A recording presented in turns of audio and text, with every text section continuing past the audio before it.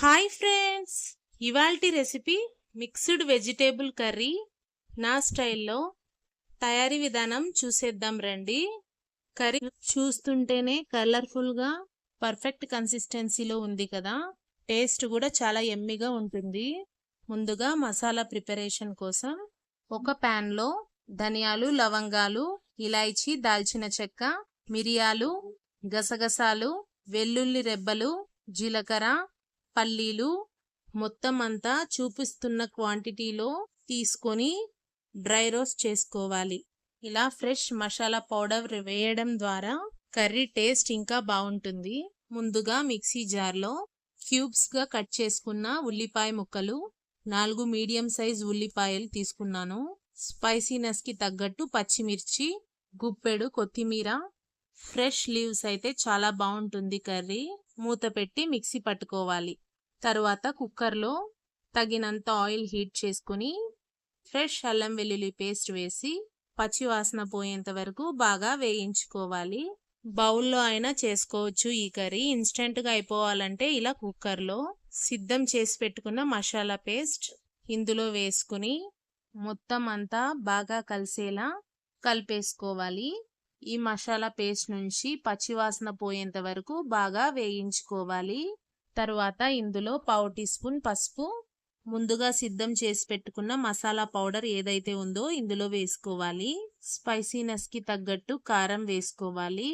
ఇలా ఒకదాని తర్వాత ఒకటి యాడ్ చేసుకున్న తర్వాత గరం మసాలా పౌడర్ వేసుకోవాలి. మొత్తం ఈవెన్గా కలిసేలా కలిపేసుకోవాలి. మసాలాస్ అన్నీ బాగా కలుపుతూ వేయించుకోవాలి. అప్పుడే కర్రీ పచ్చివాసన రాకుండా ఉంటుంది. ఇలా మొత్తం అంతా బాగా కలిసేలా కలిపేసుకుని రుచికి సరిపడా సాల్ట్ వేసి అంతా బాగా కలిసేలా కలిపేసుకోవాలి. ఇలా అడుగు మాడకుండా కలుపుతూ వేయించుకోవాలి మసాలా పేస్ట్.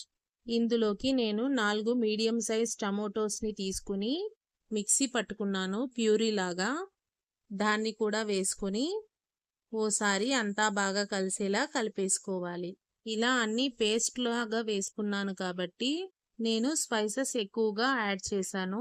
ఈ కర్రీలో వేసుకున్న వెజిటేబుల్స్ నేను 4 టైప్స్ తీసుకున్నాను. తర్వాత థిక్ కర్డ్ వేసుకోవాలి. కర్రీకి చాలా ఫ్లేవర్ని ఎన్హాన్స్ చేస్తుంది. ఓసారి అంతా బాగా కలిపేసుకుని పెరుగంతా మసాలా మిశ్రమంలో బాగా ఇంకిపోయేలాగా కలిపేసుకోవాలి. ఫ్లేమ్ని మీడియం టు లో ఫ్లేమ్ అడ్జస్ట్ చేసుకొని వేయించి ఇలా ఆయిల్ పైకి ఫ్లోట్ అయిన తర్వాత నిలువుగా కట్ చేసి పెట్టుకున్న పొటాటో ముక్కల్ని వేసుకొని మసాలా అంతా పట్టే విధంగా కలిపేసుకోవాలి.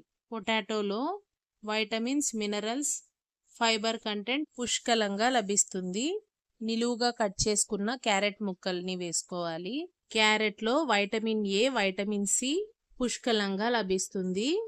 ఈ ప్లేస్లో గ్రీన్ పీస్ కూడా వేసుకోవచ్చు. నాకు అందుబాటులో లేక వేయలేదు.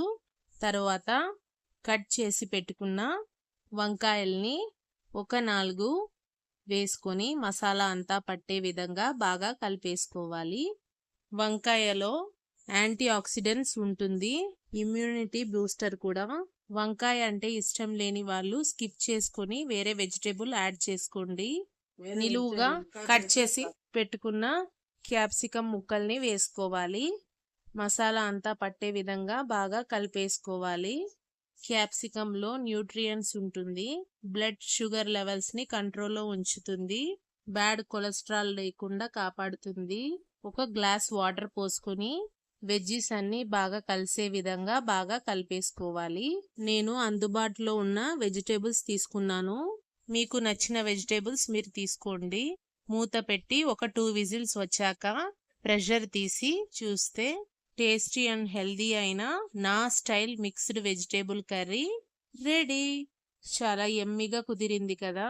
లాస్ట్లో ఈ హీట్ మీద ఉండంగానే సన్నగా కట్ చేసి పెట్టుకున్న కొత్తిమీర తరుగుని వేసుకొని ఒక 2 మినిట్స్ సిమ్లో ఉంచి దింపేసుకోవాలి.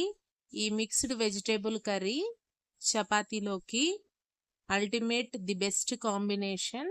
టమోటో బాత్లో కూడా చాలా బాగుంటుంది. రెసిపీ ఓసారి ట్రై చేసి ఎలా వచ్చిందో చెప్పండి కామెంట్ చేసి. టమోటో రైస్తో సర్వ్ చేశాను. మా వీడియో మీకు నచ్చినట్లయితే please like, share and subscribe Goldie kitchen magic world. Bye bye.